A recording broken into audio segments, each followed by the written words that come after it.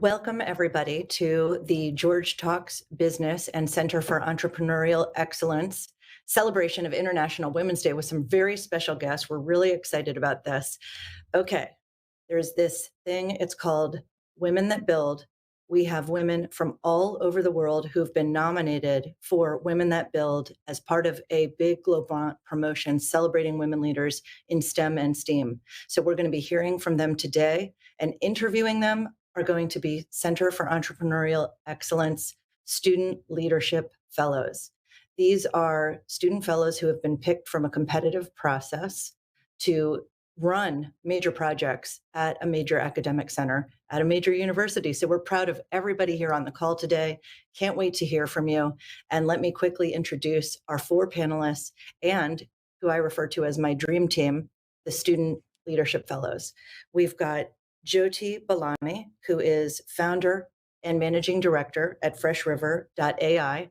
We also have Marie Philippe Gill, who is the research developer at Creasus and also content developer at Girl Knows Tech.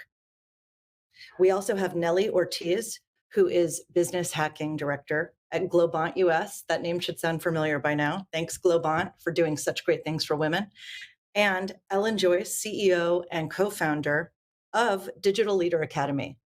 Last, I want to introduce the dream team. We've got Alexis Nazito, Lena Abadi, and Maya Zaki, who are all standout students here at the George Washington University. Thanks for being here, everybody. And Alexis, I know you've got the first question teed up. Yeah, absolutely. So this first question is directed to Jyoti. And my question to you is, what is a headline or like a one sentence description of what you do? And if you could share a fact or two, or if you could share one thing or two to our listeners that got you here. Sure.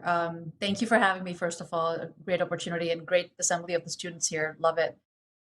So I consider myself the designer and builder of the exponential age. And what that means is we're in a unprecedented time in history where technologies such as AI, biotech, Web3 are all coming together. I think the last time this happened was likely 25 years ago when the internet was born. And as you can see, we've had this amazing ecosystem built around us. And so I fell into the AI space about 5 years ago after a 22-year corporate career that taught me software engineering, product development, marketing, all in the wireless, wireline, telecoms, cloud infrastructure, web space, Web 2.0. And so when I fell into this space 5 years ago, I realized we're going into a very different space right now. And you can see with ChatGPT and generative AI. So what I do is actually with my team help Fortune 500 companies reimagine what their businesses will be like, how they can serve consumers better. The company that I founded is based on ethical, emotional, and economic intelligence. I call it the human first capitalistic and activism model because we cannot have just capitalism out in the world, and women need to be represented at a 50% level. So my goal with my team is to grow the company and ensure that the 97 million jobs that are being predicted by 2025 by the World Economic Forum, where humans, machines, and algorithms will collaborate, will be filled representing humanity, which means 50% of them will be women. We're on our way to start to push that. We're very active with a lot of groups around the world to really push them. Very happy to hear and see the women on this call be part of that. So very excited to be here. Really cool. And Jyoti, just to hone in on the second part of Alexis's question, if you had to say one thing, if you got 20 seconds to say what's one thing that really got you here, that's really helped you in your career, what would that be? I would say tenacity. I never gave up. As you can, we're an open forum here. If you look at me, I'm female, I'm brown, and I'm an immigrant. I could not have anybody tell me, if someone told me you couldn't do something, I said, you know what? No, I think I can figure out how to do it. I had fantastic male mentors. Luckily, I had 80% of the men that are in my life, starting with my father, my husband, my bosses, all said to me, you can do this. And the 20% of the detractors I did not listen to. So find your mentors, people who believe in you, and solve problems. That's actually the number one thing I would say that's gotten me here, is figuring out how to solve problems. That's what I Mhm. would say is the thrust me forward. Okay. And I mean, I feel like we're coming up with the solutions to the world here. So it's great. I can't wait to hear what the rest of you are saying. All right, let's continue Alexis's question and open it up. Let's hear from Marie Philippe next. Give us a brief, description, orient us to what you do, and then we'll have a follow up of what's one thing that you think has really helped you. Sounds good. So I did my undergrad in software engineering, and then I continued with a master's in machine learning. I worked on predicting the severity of Parkinson's disease symptoms with an Apple Watch, which was very interesting project. Apart from that, now I've been working for a year and a half almost at a well tech company here in Montreal, Canada. So I work on developing machine learning projects using primarily NLP, so working with textual data. And the top two things enabling my success would be a little bit like Jyoti, I would say probably my discipline and probably not giving up either, because I have ADHD, so it's always been very difficult for me in school. And I would say like developing the discipline to study countless of hours during the day and the weekends and at night to make it through my bachelor, for example, would be one of the main things I look back on and think that this really enabled me to graduate and have the success that I have today. That's great. Thank you so much for sharing that too, because we have a lot of students who don't fit into the neurotypical lane. And to hear success stories about different ways to skin the cat, so to speak, different ways to achieve success. And that's fantastic. Thank you. Nellie, give us a little intro of what you do and what do you think has helped you here? Well, I'm a little different than I think my peers, which I love to hear all their backgrounds. I think it's so cool that everyone's doing their own thing in technology. I'm a woman in tech that didn't start in tech. So I have always started in the business side of things. And when I started my career, I started marketing, and I love the creative side of things. So I started doing things like working in an ad agency and working in market research companies. Then I realized that I wanted to get into more innovative spaces, and I've always been driven by the word innovation. So I was like, what's the most innovative thing that is happening now? And at that time, which I'm going to probably age myself, it was mobile payments. And it was before there was a Google Wallet, before Apple Wallet existed. Before the big boys started doing payments. There were small startups doing QR code payments in store, and I reached out to the CEO of the company, and I was like, I want to work with you guys, and that's how I started in tech. And I started in New York City, opened an office. We started working in everything. So the whole wearing all the hats, it's always been a thing in startups, and it is true thing. I did sales, marketing, implementation. I did everything. And I loved it. I just realized that I needed to do something bigger, because startups, I feel like they get managed by money very quickly. Like if an investor comes in, the shift of the company can also go 180 to another type of, they basically have very short span of attention for what they want to have and achieve if an investor comes in with a lot of money. That's kind of been my experience. So we started working for IBM.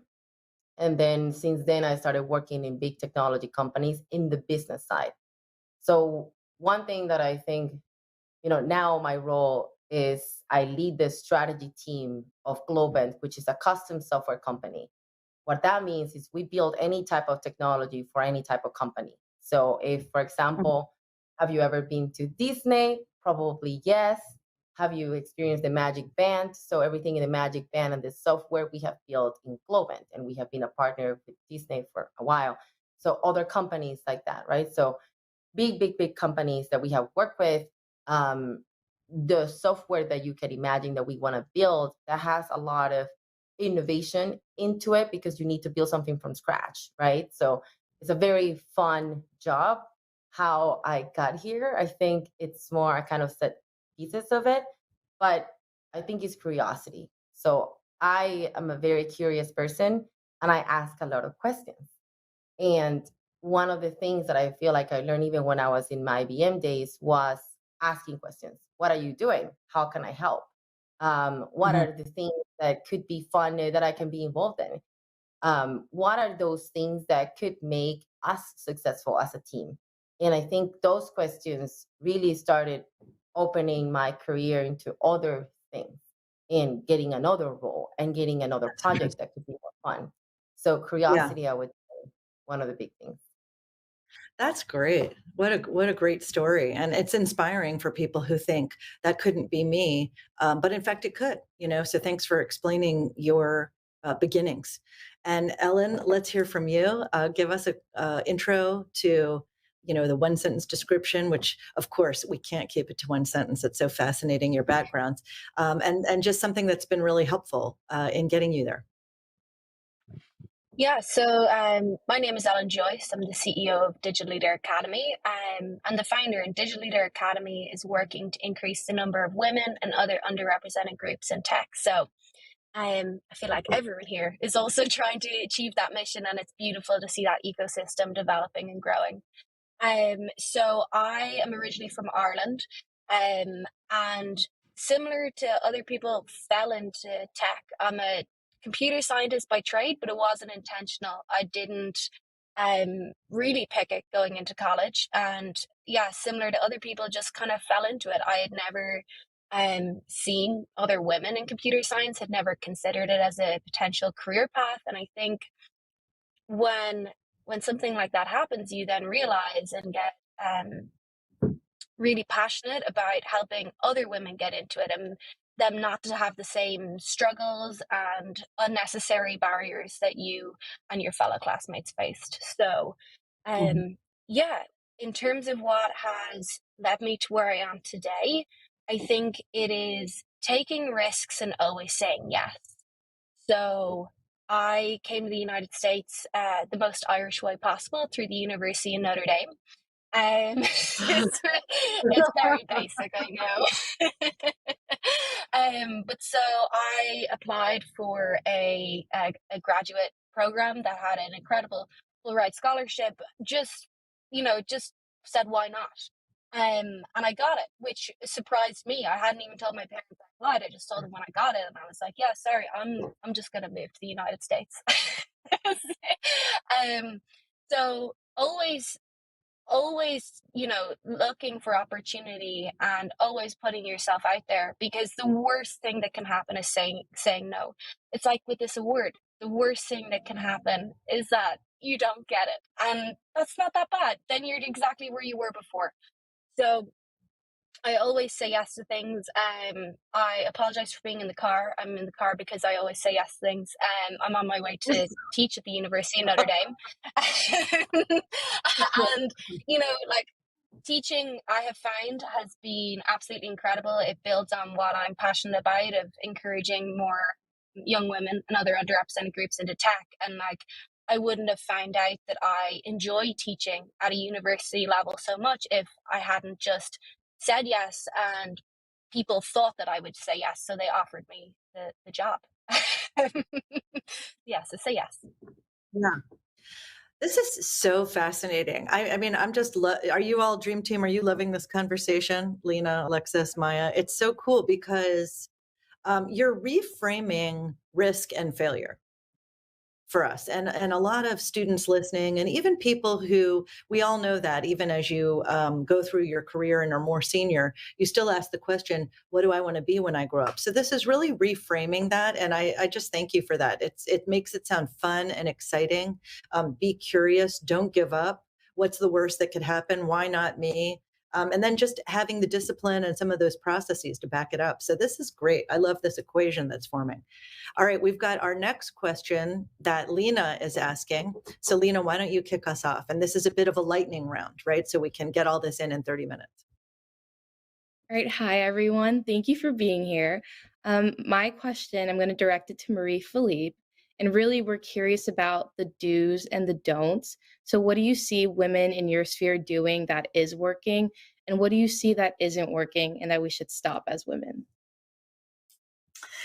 I had to think a little bit about that one, but the first thing that came to my mind was like as a student, I think the number one thing that helped me is going to office hours, and yeah, I think that really changes your path when you're a student. Really makes a big difference, basically.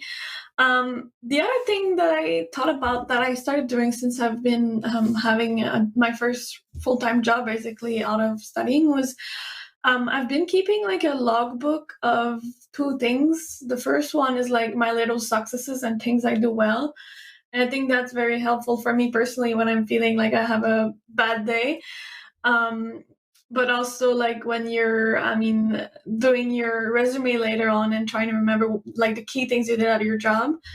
Um, and the other thing that I'm keeping a log of is like the little mistakes, you know, the little things I wish I had done differently and that I learned about.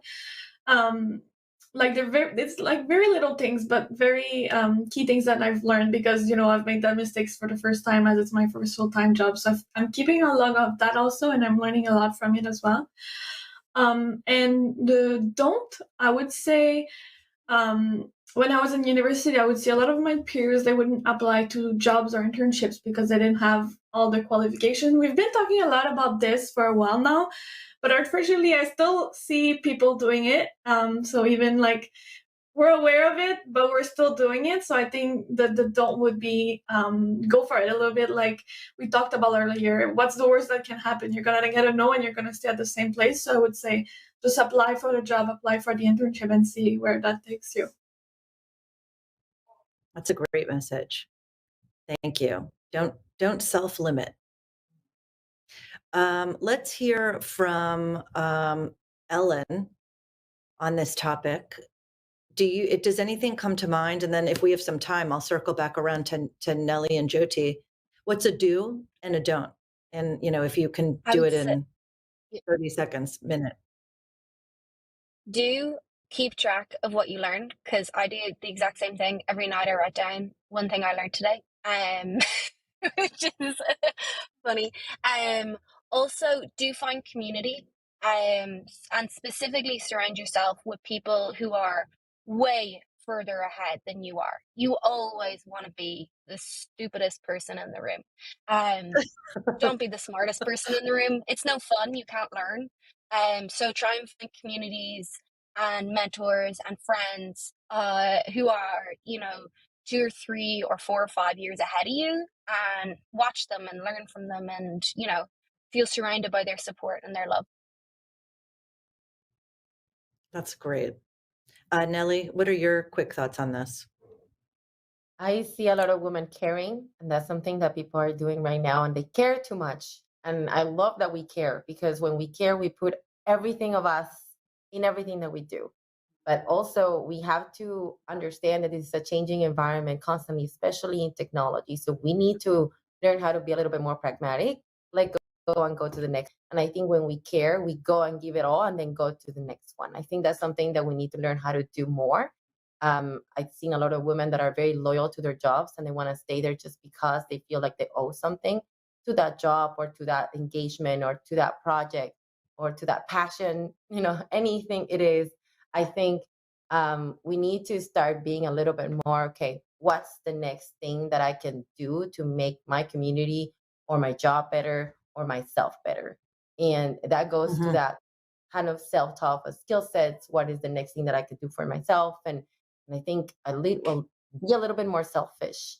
I think in a way, I feel like don't be afraid of being a little bit more take care of yourself. That happens to everything. I think I've been, you know, that's the typical topic when I hear moms saying like, oh, I forgot about myself when I put everything on my kids. Same thing we do our jobs. I feel like we need to start thinking about, because when we are good, everything around us also can be better. And then another one, speak up. I think women need to speak up more. And it's not, you know, when people are like, oh, when it's a stupid question or I don't think I'm prepared to answer that. No, and I love that, like, be the stupidest person in the room and embrace that. Like, we can ask so many questions, and we can be prepared to even say like, oh, that's a stupid question. Yeah, because I don't know it and I want to be better. And be Mhm. prepared to answer that, because that's, being vulnerable and learning. That's what it is.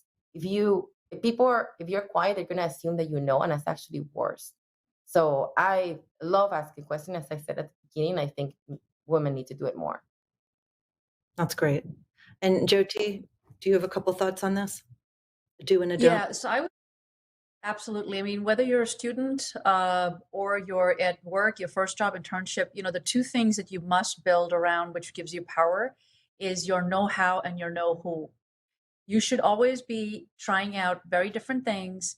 If someone says, hey, can you do this? Don't say, well, I've never done it before, or I don't have this on my resume. No, yeah, I can do it. I give it a shot. So that's your know-how. That's how you build all your skill sets and your knowledge. And the know-who, you have to build. I don't call it network. I call it connecting. There's actually a brilliant book called The Lost Art of Connecting. I highly recommend everybody read it. It's the reinvention, because I think we've gone too far with digital connections, virtual connections. You must build your know-how. So that's on the do side. On the don't side, I've always had this view on women saying that it's women power. I don't use that narrative, because that makes us feel like we're apart from men. And so I always say, for women to win, men don't have to lose. Speak human, right? Men also are struggling, but we're trying to get to equity. I think there's a report that came out, McKinsey, I think about several years ago, that'll take 100 years for women to reach equity. But we can't have that narrative that says it's women only. It's not. It's women have to come up to it. So use your voice, just as Nelly was talking about, but say the right things, as in what you really believe in, right? It's not us against men. It's we've got to do it together. So just watch your words, use your voice, but be very thoughtful around that, right? To say that it's humanity that we got to pull forward. Yeah. That's such a great tip. And research proves out what you're saying, Jyoti, is that women achieving equity or more actually increases economic opportunities for everybody. It creates a bigger Right. pie. So we don't even have to engage in that narrative. It really doesn't exist of the either or. It's we. So that was just fantastic. Thank you so much. And one more. yeah, I'm sorry, just one. Sorry. yeah. Everybody's heard about, the table at the top, or any table that people sit at. A lot of women will say, well, there's only few chairs for women.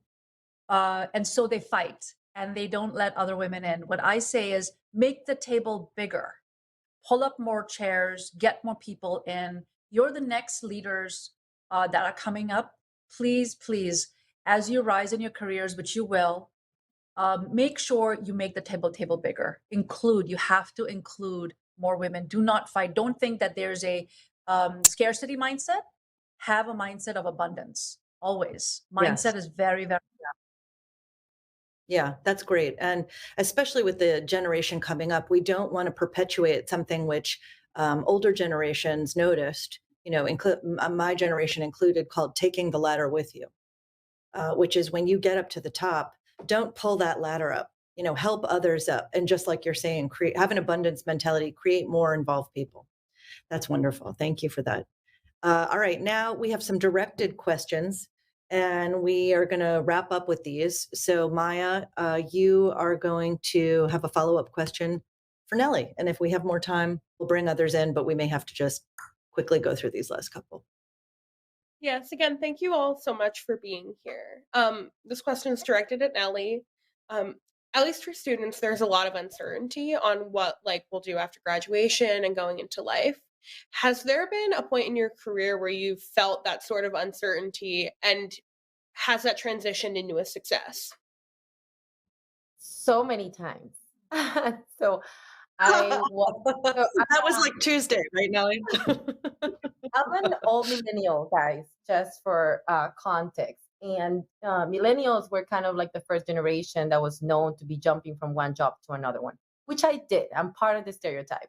And I've been in so many jobs. And I was in New York City, which is a tough city to live in at the beginning. When you're young, you're in your 20s, and you're trying to make it and you think you're so special too, right? Because you just graduated, you want to do everything. Like you're going to be in a startup that goes IPO in like 2 years and you're going to be rich and famous. Like that's all you think, it's like now I think the new generation is, oh, I want to have, a TikTok or YouTube channel, and then I'm going to be an influencer, a content creator, and then I'll become famous also. And then that's how I make money. So the trends change, but the same ambition is there. You think you're going to get there super quickly and do it, and you could.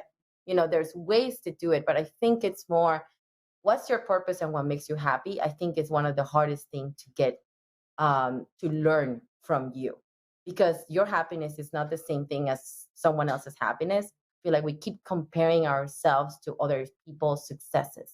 And I think that's what makes us more uncertain about our own world. You need to be so secure in terms of what you want to do that will make you happy and content with your life, and what you want to learn to get there. And I feel like that will make your life so much easier, even when we think about recession, right? Like everyone's talking about this year being a year of recession, where people are firing. There's other people that are freezing and they're not recruiting. But everyone also says that in recession is where the best ideas come up, because we need new ideas, we need innovation, we need change. There's the most opportunity to create something, to build a company. So I would say, get your hands dirty, start different ideas, burn a little bit. We were just talking about failure. Like in technology, especially, we are in a prototype mode all the time. If you don't know what a prototype is, it's like the easiest way to build something so you can crash it, basically. Like if that thing fails, it's not going to be expensive, but it's not going to be hurtful for you, because it was something that you knew that it could fail. So build something that if it fails, you're okay with it. But if it succeeds, it's great, because you can actually go to the next level and try something new or keep trying that thing. So I think, try so many things. One of the best classes I had in my life was this person that said we live more than 100 years. And that teacher has gone through 3 undergrad programs, 5 masters, 2 PhDs, something unbelievable. Changed careers like 5 times, like he only was like 55. And we do live more than 100. And I know with the biotech and technology now, we're going to live 120 plus. So think about how you reinvent yourself and what are the things that you want to accomplish. And don't think about the typical career, step 1, step 2, this is what I need to be doing by this age. What makes you happy is what actually going to bring success to you. That's awesome. And I know we just have a couple minutes left, so I wanted to direct the last question to Ellen, and then we'll, if we have time, we'll do quick summary takeaways. But I think we see the direction this is heading. You guys have such amazing insights that are very clear, I think, for everybody listening today to understand. So I'm just really appreciating this and enjoying this conversation. Ellen, my question, the final question, is to you. And every successful person pretty much has a way of detoxing, relaxing, doing something that helps balance them out. This is a trend that a lot of students maybe don't know, but behind the scenes, this is how the successful folks are kind of dealing and surviving. And then maybe we could do a quick lightning round. Tell us a little bit, if you will, what's something you do to help decompress, relax, balance yourself? And then we can quickly ask the group, what's your number one thing? That's a really interesting question. So a couple of things. The most important thing, I think, is to do something that leaves you feeling fulfilled. So for me, like one of the things that I suppose when I think about it, helps me rejuvenate, re-energize, is actually teaching. I find it incredibly fulfilling. I drive 2 hours to Notre Dame every Tuesday and Thursday, and I drive 2 hours home just to teach. And I leave that class with a smile on my face, re-energized every single time. And it's a huge time commitment, but I just love it, and I go back and I then get home and I work for 8, 12 hours, So it's like finding those things that really rejuvenate you. I come from the Emerald Isle. I used to live right beside the mountains. I now live in the Midwest. So that's, but still finding those little bits of nature. You know, I live in Chicago. So I'm downtown in Chicago beside Navy Pier, but still finding those little like parks and watching dogs play and just like being okay in the stillness and the silence when we live in such high paced, bustling lives. And just having that time to yourself, essentially. So doing to kind of bring it all together, doing things that leave you feeling fulfilled, whether that be, you know, going to the gym, whether that be teaching, whether that be volunteering, but those things that actually energize you. I think nature is really important, and just has a really, really important grounding effect on us. Getting outside is like the most important thing in my day. It's what I do every single morning, and I do it every single evening. Um, and surrounding yourselves with supporters, because like I was only listening to a podcast about an FBI agent who cracked some cool cases, and he was like, the most grounding thing was coming home and my kids really not caring. And it's the same. Like I rang my parents and I was like, "Oh, I won this award," and they were like, "Oh, that's so cool. And did you see the football match?" I was like, "Yeah, cool." But it's, you know, surrounding yourself with family members who love you unconditionally, who don't just, you know, celebrate you when you're winning and then ignore you when you're losing, because you're gonna lose. But who support you unconditionally and keep you at that level. Yeah, But yeah. that's fantastic. Thank you for that.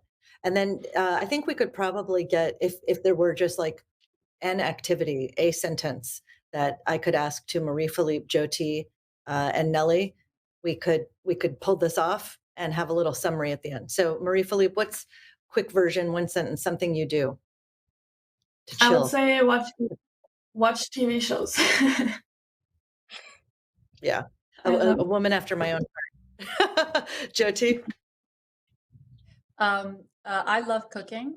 It's my passion. I love feeding people. It's feeding the soul. And you know, superpowers. I just want to add, because everybody's, I think, alluding to that. I believe we're born into this earth bestowed with many superpowers, and we have a lifetime to discover them, solve problems, and leave the world in a better place. But make sure you take care of yourself. So I walk every morning. I do yoga. I'm a rower, and I also do strength training in the morning. Nothing will come between me and that. And then I'm set for the day to do my intense flow work, which is helping build the exponential age. So take care of yourself first and foremost, because if you don't put your oxygen mask on, you can't help anybody else. That's right. That story we hear is true. And Nellie? So I'm Latina, so dancing, it's core for me. I love dancing, salsa and every type of dance I can even put my hands on. If I want to learn a new dance, I can, and I love traveling, so it goes together. So I've learned flamenco and jazz and like different types of dances. Just, I think dancing is one of the best sports ever, because you're not even like consciously knowing that you're actually doing any type of sport, but you're moving all your body. So I enjoy it pretty much all the time. And that's way too, I think there's a study that said that that's the only activity where you actually can't think about anything else and you cannot be sad. Like if you're dancing, you cannot be sad. You can't be crying while dancing. So I don't know, maybe try it out at home. But like it's one of those things where like if you're dancing, you cannot cry. I feel like that's such a cool fact to just know that actually immediately makes you happy. Oh, I love that. Well, thank you all so much. This has been really enlightening, and I wanted to circle back with the dream team with Alexis, Lena, and Maya. Can you give us just a quick soundbite of your takeaways? And I know one of you may have to drop off, and that's okay, because we'll be ending with these thoughts from the students and signing off from there. So, Alexis, let's start with you. What's one sentence takeaway? Yeah, so definitely taking care of yourself is what I took away from this, because if you don't have a good foundation, you can't really go any further, because you'll be stuck in kind of a poor mindset. Yeah, that's a good one, right? I hope she didn't steal yours, Lena. What's your takeaway? No, I mean, I've been taking notes, and everything you guys have been saying is so valuable. I'm really excited that other students are going to be hearing this because it's very, very needed. But something that stuck out to me a lot was this idea of uncertainty. So I think we face that a lot as women. But going back to journaling down your successes, that's something I did in a time of uncertainty. And looking back, it's nice to like read those words of affirmation, like read those the positive feedback, but also what I could do better. But I think something else that really stood out was just the curiosity. Keep going because people will notice. They'll notice that you're open to saying yes. And it was a big takeaway. So thank you very much. And Maya, we'll end with you. My main takeaway was how important it is to kind of recontextualize and reframe different aspects. So rather than moving the ladder, not pulling up more seats to the table, inviting and being more open to getting more people there, bringing people up with you. And that really stuck out to me. Success is a community thing, not just an individual. That's fantastic. And what a great community we have on today. Thank you all. I know it's really hard to sort of shoehorn in stuff to your schedule, especially on International Women's Day. So thank you so much for being here, for being so candid. Thanks to the student leaders. And thank you to the George Washington School of Business and Globant, who are supporting these wonderful initiatives, celebrating women and our successes, as well as our male allies, which have really gotten a shout out today on this call. So thanks so much, everybody. Have a happy International Women's Day. Reach out, be a mentor, touch base with your mentors, and take some of the advice you've gotten from these great panelists today.